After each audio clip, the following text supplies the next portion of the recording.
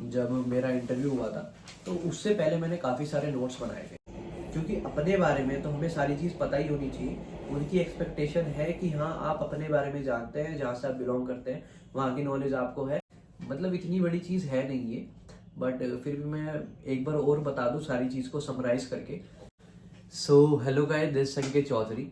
तो ये वीडियो होने वाली है IBPS PO के जो इंटरव्यू शेड्यूल्ड है उसकी आप तैयारी किस तरीके से कर सकते हैं, क्या आपकी स्ट्रेटेजी रह सकती है, क्या क्या चीज़ें आपको करनी होगी जिसकी मोस्ट ऑफ द प्रोबेबिलिटी है कि यही चीज़ें आपसे पूछी जाए।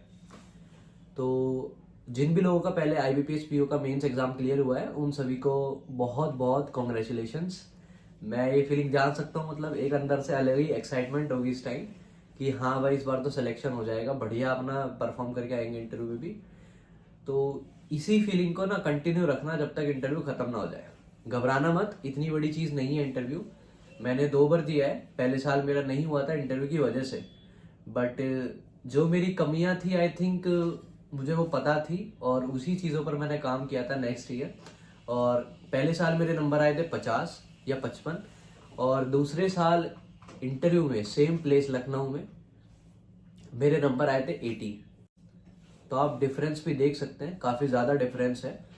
तो जो चीज़ें मुझे पता है, जितना मैं जानता हूँ कि हाँ आपको ये चीज़ तैयार करनी है, उतनी चीज़ों के बारे में तो मैं आपको इस वीडियो में बताऊंगा ही। एंड आप इनको प्रिपेयर करेंगे तो कहीं ना कहीं आपको बहुत ज़्यादा हेल्प मिलेगी। जो आप खुद से चीज़ें कर रहे हैं उसको तो आप करिए ही, और जो अगर ऐसी कोई चीज़ है जो मैं इस वीडियो में एक्स्ट्रा आपको बता रहा हूँ तो उस चीज़ को भी प्रिपेयर आप कर लेना। आपके जो इंटरव्यू शेड्यूल्ड है वो 11 से लेकर 17 में है, जितना मेरे को आइडिया है। इस बार काफ़ी कम समय मिला है, इससे पहले फिर भी थोड़ा इससे ज़्यादा समय था, और पहले साल तो काफ़ी समय था। तो अभी वैसे तो कम समय बचा है, बट फिर भी जिन लोगों को पता था उनका पेपर अच्छा गया है, तो उन्होंने तो मेंस एग्जाम के बाद से ही तैयारी स्टार्ट कर दी होगी इंटरव्यू के लिए, तो उनको एक एज तो रहेगा। और बाकी मैं आपको बताऊंगा क्या क्या चीज़ें ज़रूरी है, उन चीज़ों पर काम कर लेना, आपका इंटरव्यू तो अच्छा जाएगा ही। मैं स्टार्टिंग में एक चीज़ और कहना चाहता हूँ कि वीडियो को पूरा देखना। मैंने जितना मेरे से चीज़ें बताई जा सकती हैं मैंने सारी चीज़ें बताई हैं। कुछ कुछ चीज़ें बीच में बताई हैं, कुछ लास्ट में बताई हैं, क्योंकि बीच में बताना है, पहले बताना मैं भूल गया। तो पूरी की पूरी वीडियो देखना।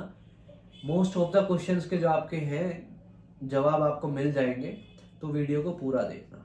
ठीक है, मेरा ऐसा कुछ बेनिफिट नहीं होगा, बट आपका बहुत बेनिफिट हो सकता है।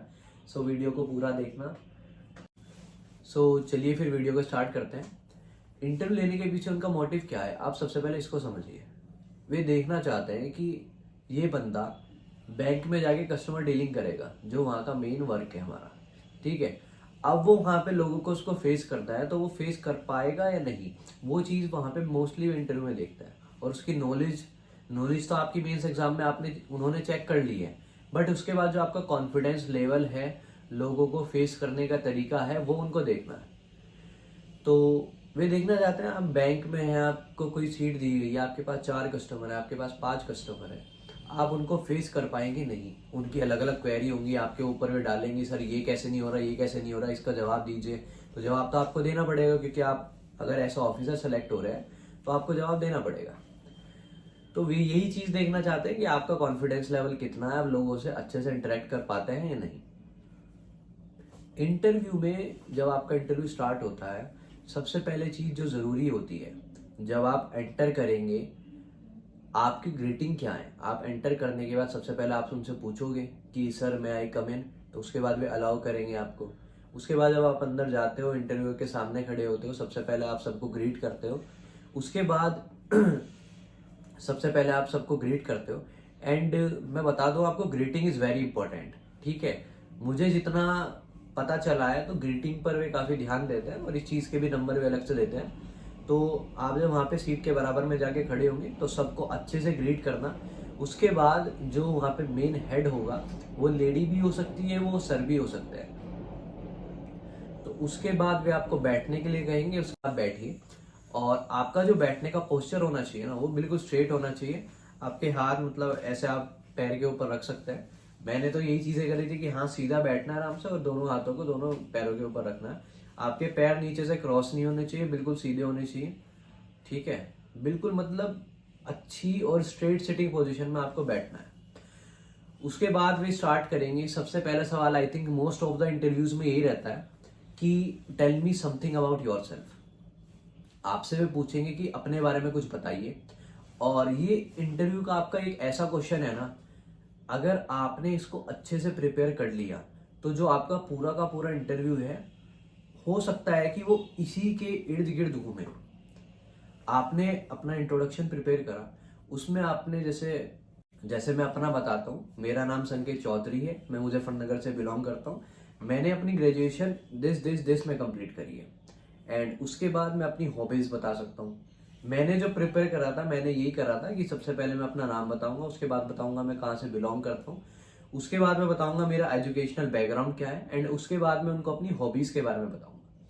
और मेरा मोटिव ये था कि मतलब मैं एक हॉबी जो उनको बताऊं वो कुछ डिफरेंट हो, कि उनको सुनने के बाद और रियल भी होनी चाहिए कि हाँ तुम्हें पता है उसके बारे में। वो एक ऐसी चीज हो कि अगर वो उनको सुनाई दे तो वो कहे ठीक है, इसी चीज से तुम्हारे से पूछते हैं। आपने जैसे मैंने सोचा था कि मैं उनसे कहूँगा कि मेरे को शेयर मार्केट इन्वेस्टिंग में, मतलब जो इक्विटी मार्केट है उसमें काफ़ी इंटरेस्ट है। Dealing in equity market basically मैं कहना चाहता था कि अगर मैंने ये कहा तो हो सकता है उनको लगे कि हाँ ये ठीक चीज़ है, इसी से आगे इनसे क्वेश्चन पूछते हैं। कई बार ऐसा होता है कि जो आपका इंट्रोडक्शन है उसी में कुछ आप ऐसी चीज़ बोल दो जिसकी आपको नॉलेज भी हो, एंड जो आपका इंटरव्यूअर हो उसको सुन के लगे भी कि हाँ इस चीज़ से उससे क्वेश्चन पूछने चाहिए। तो ये था। सबसे पहले मोस्ट ऑफ द टाइम तो वे आपसे इंटरव्यू में आपके इंट्रोडक्शन ही पूछेंगे, तो ये तो आपको बहुत अच्छे से प्रिपेयर करना है। एंड इसके अलावा कुछ मिसलेनियस सवाल भी हो सकते हैं जो आपसे वे स्टार्टिंग में स्टार्ट कर दें, उसका तो कोई दायरा है ही नहीं भाई। मतलब उनका मन करेगा तो वे कहीं से भी कोई भी न्यूज़ उठाकर कोई डीप से डीप भी चीज़ पूछ सकते हैं आपसे जिसकी आपको नॉलेज भी नहीं होगी। तो हमें उस चीज़ पर फोकस नहीं करना, हम तैयार ना कर सके। बेसिकली हमें फोकस उस पर करना है जो इंटरव्यू के बेसिक चीज़ें होती हैं, वो चीज़ हमारी कमज़ोर नहीं होनी चाहिए। कि आपसे इंट्रोडक्शन पूछा, आपके एजुकेशनल बैकग्राउंड के बारे में पूछा, इसके बाद आपसे और क्वेश्चंस पूछे, तो ये क्वेश्चन तो आपको पहले से ही प्रिपेयर करने हैं कि हाँ उन्होंने पूछा, टक देनी से ऐसे घुमा के मारो कि सर हैरान हो जाए कि हाँ लमडे ने बहुत बढ़िया जवाब दिया है। ठीक है, तो सबसे पहले आपको अपना इंट्रोडक्शन बहुत अच्छे से प्रिपेयर करना है। दूसरी चीज़ हो गई ग्रेजुएशन। आपकी ग्रेजुएशन किस चीज़ में है, इस पर भी काफ़ी चीज़ डिपेंड करती है कि अगला क्वेश्चन उनका क्या होगा। अगर आपने बताया कॉमर्स से हैं तो मान के चलिए कि जो आपका आगे वाला इंटरव्यू होगा, जो इंटरव्यू में आगे आपके क्वेश्चंस वे पूछेंगे, तो हो सकता है मोस्टली कॉमर्स रिलेटेड बैकग्राउंड से ही पूछे, क्योंकि जो कॉमर्स के स्टूडेंट होते हैं उन फाइनेंस से रिलेटेड ही चीज़ें पढ़ाई जाती हैं। तो वे जानना चाहेंगे बिल्कुल कि हाँ आपने कॉमर्स में क्या सीखा, क्या आपको इस चीज़ के बारे में पता है, आपको इस चीज़ के बारे में पता है। एंड इसके अलावा अगर आपने किसी डिफरेंट बैकग्राउंड में अपनी ग्रेजुएशन कंप्लीट करी है तो तैयार रहिए कि उस चीज़ में भी आपसे वे क्वेश्चन पूछेंगे। अगर वो कोई बैंकिंग से रिलेटेड चीज़ है तो कह सकते हैं कि ये चीज़ बैंकिंग में कैसे हेल्पफुल है, ये कैसे रिगार्डिंग है, मतलब रिलेटेड कैसे है, ये पूछ सकते हैं। या फिर इसके अलावा वे ये क्वेश्चन पूछ सकते हैं कि जो आपकी ग्रेजुएशन है बताओ कि वो बैंकिंग में कैसे हेल्पफुल होगी। तो जैसे मैं अपना बताऊं, मैंने ग्रेजुएशन करी है कंप्यूटर बैकग्राउंड से, मैंने बैचलर्स ऑफ कंप्यूटर एप्लीकेशन में अपनी ग्रेजुएशन कंप्लीट करी है।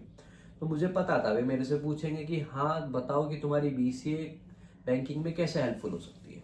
तो मैं ये अफोर्ड नहीं कर सकता कि ये सिंपल सा जवाब भी अगर मुझे पता है कि हाँ वे पूछ सकते हैं तो मैं इसको अच्छे से प्रिपेयर ना करूँ। ये कुछ क्वेश्चंस ऐसे हैं जिसको आपको पहले से ही पता होना चाहिए कि हाँ ये मेरे से पूछा जा सकता है, और इसका आंसर मुझे भी पहले से पता होना चाहिए। कि वहां में पूछे, मैं हैरान हो गया कि हाँ अब इसको कैसे रिलेट करके बताऊं, ऐसी चीज नहीं होनी चाहिए। इस चीज के बारे में ध्यान रखो। ठीक है, सबसे पहले आपकी ग्रीटिंग्स, आप कैसे एंटर कर रहे हैं, आप कैसे उसके बाद बैठ रहे हैं, सबको आप ग्रीटिंग कैसे कर रहे हैं। उसके बाद आपका इंट्रोडक्शन बिल्कुल सही से प्रिपेयर होना चाहिए। उसके बाद जो आपका एजुकेशनल बैकग्राउंड है आपको उसकी नॉलेज होनी चाहिए। अब कई बार ऐसा होता है कि देखो वे जो वहाँ पर बैठे हैं, हम एक्सपेक्ट करके चल रहे हैं कि उनको आपके ग्रेजुएशन के रिगार्डिंग नॉलेज है तो वे उससे क्वेश्चन पूछ सकते हैं। बट हम कुछ लोग हैं जिनकी ग्रेजुएशन काफ़ी टाइम पहले कंप्लीट हो चुकी है, तो हम इतना सारा अब तो भूल चुके हैं, अब कैसे याद करें। मेरे साथ भी यही समस्या थी, मैंने बीसीए करी जरूर है बट मेरे मोस्ट ऑफ द चीज़ें अब याद नहीं है। तो जो भी ऊपर ऊपर की चीज़ें थी, मतलब जो मेन चीज़ें होती हैं, सिंपल चीज़ें होती हैं, जो भी किसी कंप्यूटर वाले से पूछा जा सकता है, मैंने उन चीज़ को प्रिपेयर कर लिया था। और उसके अलावा अगर वे मेरे से कोई भी कंप्यूटर का क्वेश्चन पूछते, जैसे उन्होंने फर्स्ट साल मेरे से पूछा था, तो मेरे को थोड़ा बहुत आइडिया था, मैंने उसके रिगार्डिंग उनको बता दिया था। बट जब उन्होंने और थोड़ा सा अंदर जाने की कोशिश करी या दोबारा से वही चीज़ रिपीट करी, तो मैंने मैडम से कह दिया था कि ma'am sorry, I am not able to remember it right now. ये चीज़ मैंने उनसे कह दी थी। तो आपको ध्यान रखना है, पहला हो गया ग्रीटिंग, दूसरा हो गया इंट्रोडक्शन, तीसरा हो गया आपका एजुकेशनल बैकग्राउंड। 3 चीज़ हो गई है। चौथी चीज़ है कि अगर आपसे कोई क्वेश्चन पूछ रहे हैं और आपको उसकी नॉलेज नहीं है, तो आपको बिल्कुल भी ब्लफ नहीं करना है। आपको डायरेक्ट कह देना है sorry ma'am, I am not able to remember it right now. तो आपको सीधा कह देना है sorry ma'am, I am not able to remember it right now. मैं अभी याद नहीं कर पा रहा हूँ, बट मैं इसके बारे में जरूर देखूंगा कहना भी जरूरी नहीं है। आप कह दो कि हाँ, I am not able to remember it right now. वे समझ जाएंगे और वे इस क्वेश्चन को थोड़ा सा अब छोड़कर दूसरे क्वेश्चन पर बढ़ेंगे जो कि आप चाहते हो, क्योंकि उसके रिगार्डिंग अगर और क्वेश्चन पूछे गए और आपको उसकी नॉलेज नहीं है, तो फिर जो आपके 10 मिनट है इंटरव्यू के, हो सकता है फिर उसी में चले जाए, आपका इंटरव्यू अच्छा ना जाए। तो आपको कोशिश करनी है कि एक ही चीज़ पर आपका इंटरव्यू ना घूमे। अगर उसकी अच्छी नॉलेज है तो बखूबी आपके लिए वो हेल्पफुल होगा। बट अगर जैसे ग्रेजुएशन की आपको ज़्यादा नॉलेज नहीं है और वे उसी पर अटके जा रहे हैं और आप ब्लफ करते जा रहे हैं, कहते जा रहे हैं कि हाँ सर ऐसे ऐसे होगा, बट हो सकता है वो चीज़ सही नहीं है आपके अकॉर्डिंग भी, तो फिर पूरा ही टाइम अगर उस चीज़ पर चला जाएगा। दूसरी चीज़ की आपकी नॉलेज भी है, उसका भी आपसे पूछ नहीं पा रहे, फिर उसके नंबर तो आपको नहीं मिलेंगे ना। आप तो पूरा उसी चीज़ में घिरे हुए हैं जिसका आपको पता ही नहीं है। तो ध्यान रखना है इस चीज़ का भी। चौथी चीज़ हो गई ब्लफ नहीं करना है। पांचवी चीज़ है करंट इवेंट्स। जितने भी इस टाइम पर जो भी करंट इवेंट चल रहे हैं, जो न्यूज़ में काफ़ी ज़्यादा हैं और बैंकिंग से भी रिलेटेड है, या फिर कोई बड़ा बिजनेस पर्सन है, बिजनेस बड़ी खबर चल रही है जिसके बारे में नॉलेज आपको होनी चाहिए, तो उस चीज़ की नॉलेज ज़रूर रखना। करंट इवेंट्स की नॉलेज होनी चाहिए, क्योंकि वे भी लोग, मुझे लगता है कि जो इंटरव्यूअर हैं वे न्यूज़पेपर्स पढ़ते हैं और उसमें जो न्यूज़ आती है मेन उसके रिगार्डिंग भी आपसे क्वेश्चन पूछ सकते हैं। तो आप भी करंट इवेंट से अवेयर रहना। छठी चीज़ हो गई बैंकिंग स्टैटिक की नॉलेज।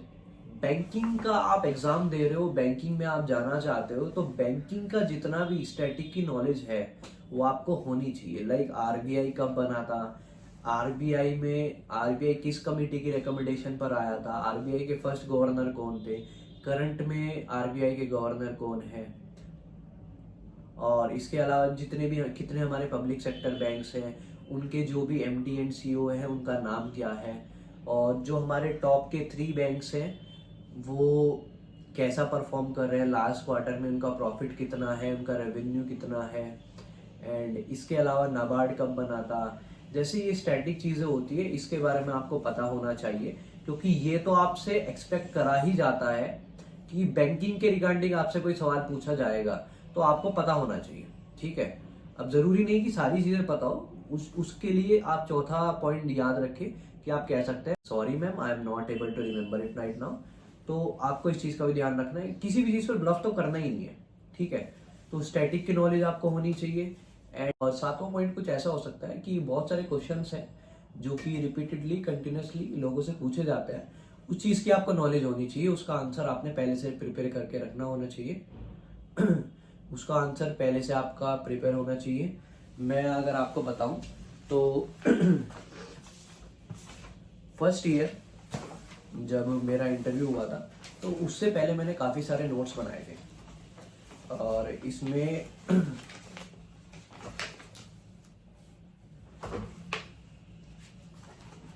इसमें मैंने कुछ बेसिकली कॉमन क्वेश्चंस भी नोट करे थे कि हाँ, अगर मेरे से ये पूछे गए तो मैं इसका जवाब कैसे दूंगा। जैसे कि अगर मैं आपको कुछ कॉमन क्वेश्चंस बताऊं, व्हाट इज वेब डेवलपमेंट, ये तो मेरा ग्रेजुएशन से रिलेटेड है। एंड हाँ, जैसे ये सवाल हो जाते हैं कुछ, are you going to give some other exam also, क्या होगा अगर आप इसमें सेलेक्टेड नहीं होते, उसके बाद आप क्या करोगे। एंड क्या करोगे अगर तुम्हारे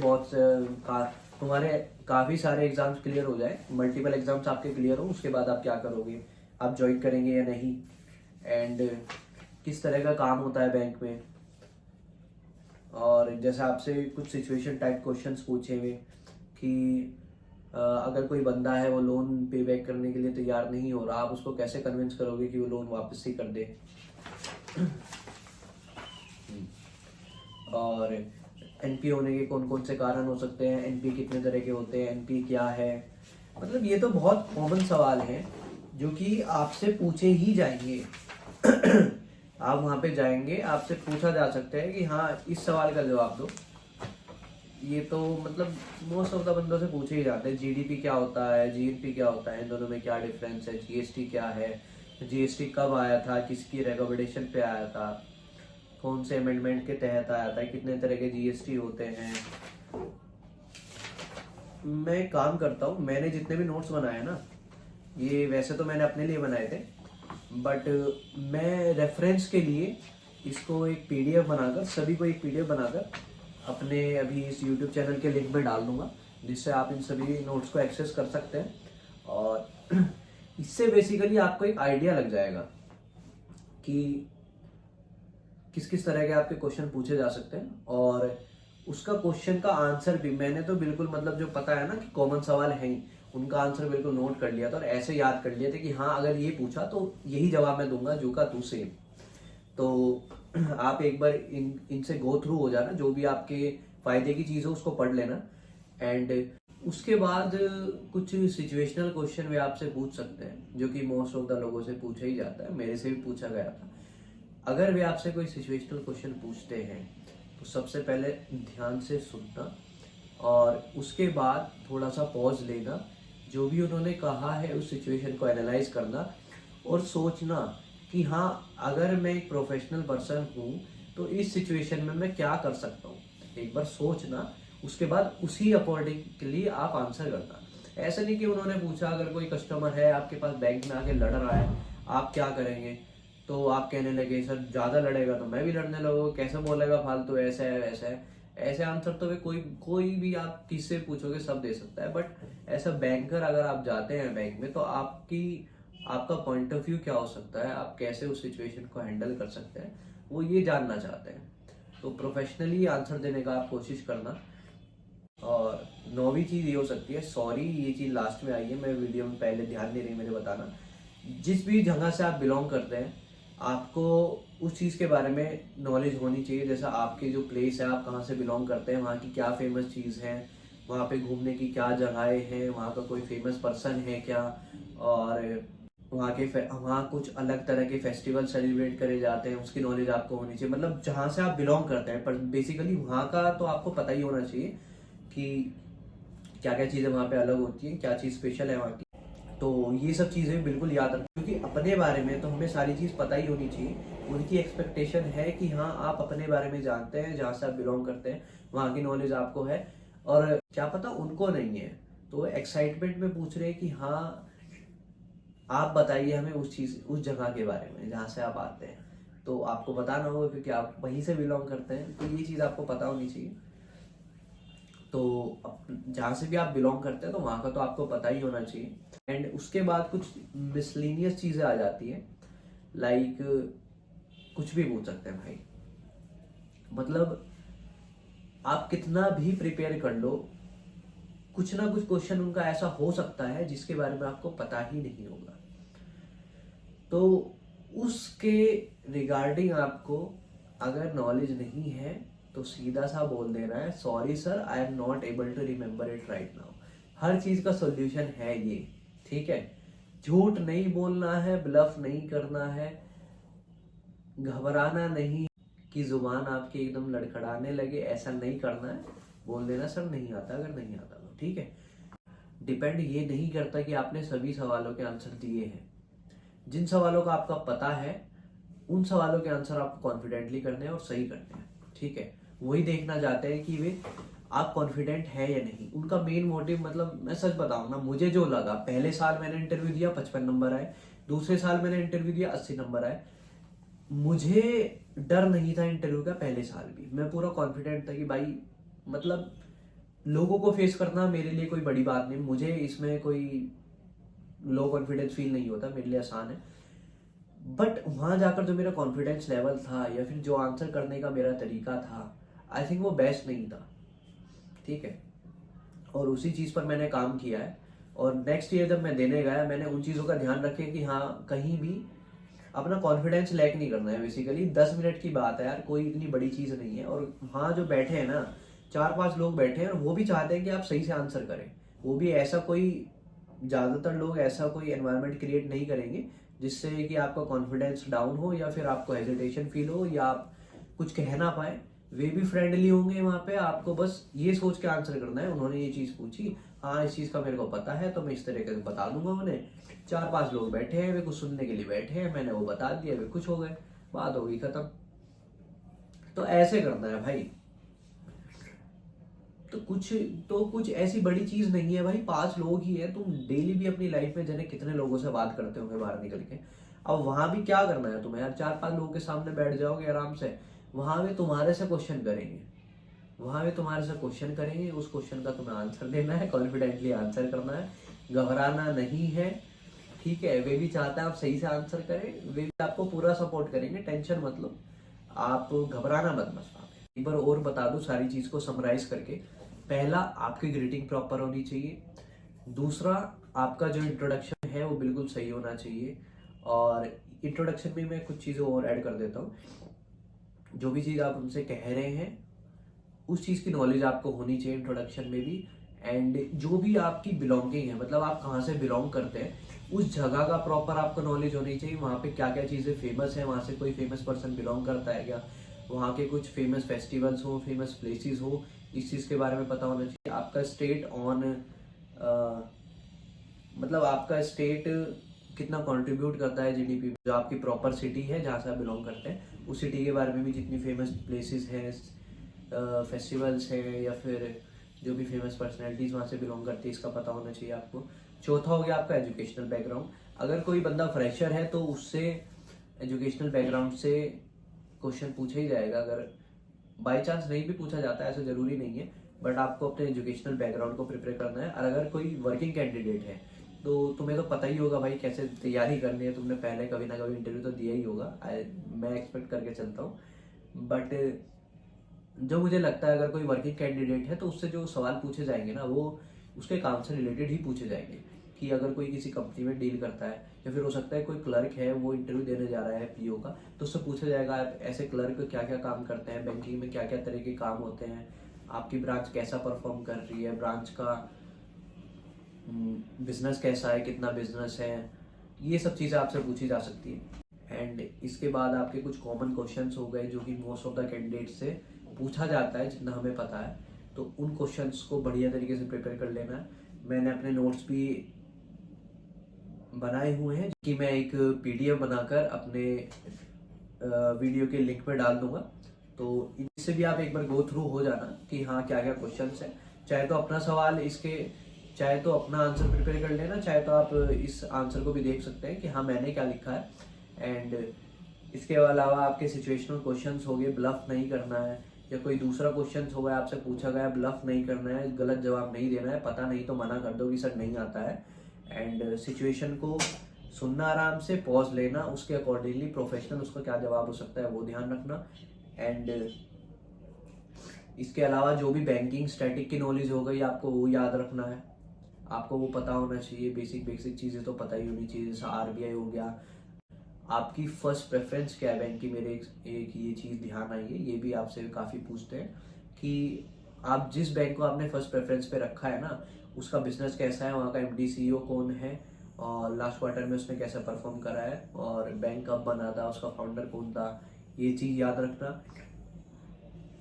स्टैटिक हो गया। और इसके अलावा बस मिसलेनियस सवाल होते हैं जो कोई भी आपसे पूछ सकते हैं। आई थिंक एक चीज़ और इम्पोर्टेंट लगती है मुझे कि जिस दिन आपका इंटरव्यू होगा उस दिन का जो न्यूज़पेपर है सुबह का, वो आप जरूर रीड करके जाना। सुबह की जो भी न्यूज़ होती है, पता नहीं वे इतना जल्दी उठ के कैसे पढ़ लेते हैं, बट वे उससे सवाल पूछते हैं, तो न्यूज़पेपर पढ़ लेना, जो भी उसकी मेन खबरें हैं वो एक बार देख लेना, बैंक से रिलेटेड हो तो देखनी है। एंड इसके बाद जब आपका इंटरव्यू खत्म हो जाता है, ये भी एक इम्पॉर्टेंट चीज़ है, जब आपका इंटरव्यू खत्म हो जाए, जब वे आपको कहें कि ठीक है आपका संकेत इंटरव्यू खत्म हो गया है, अब आप जा सकते हैं, तो खड़े होकर एक बार सबको कहना thank you ma'am, thank you ma'am, thank you sir, जो भी है सबको मतलब ग्रीट करना। उसके बाद बाहर जाना, और जाते वक्त जो आपको गेट बंद करना है वो एकदम से ढक से बंद नहीं करना है, आवाज नहीं आनी चाहिए, आराम से गेट को बंद करना, ठीक है। ये सारी चीजें थी। और भी अगर आपके कोई क्वेश्चंस होंगे जिनका जवाब मैं नहीं दे पाया हूं, या फिर कोई चीज मेरे से छूट गई है और आप उसके बारे में जानना चाहते हैं, तो कमेंट सेक्शन है, और मेरा इंस्टाग्राम हैंडल भी है, टेलीग्राम भी है, आप मेरे से कांटेक्ट कर सकते हैं। जितना मेरे से हो सकेगा भाई, तुम्हारी हेल्प जितनी मेरे से हो सकेगी मैं वो पूरी करूंगा। सो thank you so much guys for watching this video. And जिनका भी इंटरव्यू है उन सभी लोगों को all the very best. You will gonna rock hit. अपने आप पर कॉन्फिडेंस रखो, तुम ये कर लोगे, फाइनली तुम्हारी सरकारी नौकरी लग जाएगी। So thank you so much guys for watching this video. See you, bye bye, tata, enjoy.